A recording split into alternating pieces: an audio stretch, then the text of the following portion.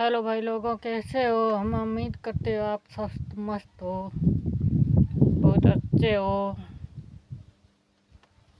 मुझे आप पहचानते हो नहीं पहचानते हो? हमारा नाम जिया जाट है, हम राजस्थान से मारवाड़ी हैं। हम मारवाड़ी, आप लोग बाहर आते हैं ना, कहते हैं मारवाड़ी। हम मारवाड़ी लोग हैं। हमारी मारवाड़ी लोगों की जो पहनावे से पहचान होती है, हमारा जो चुंदड़ी ओढ़ी हुई है, तो अपने आप पहचान लेते हैं ये लोग मारवाड़ी हैं। इसलिए हमारी पहचान है हमारा पहनावा। तो हम ड्रेस पहनते हैं न, उसी को देखकर लोग मुझे ही पहचान लेते हैं कि ये लोग मारवाड़ी हैं। पहचान हमारी देने की ज़रूरत ही नहीं है। हम मारवाड़ी लोग बहुत अच्छे पहनते हैं, ओढ़ते हैं, इसलिए हम बहुत सुंदर लगते हैं।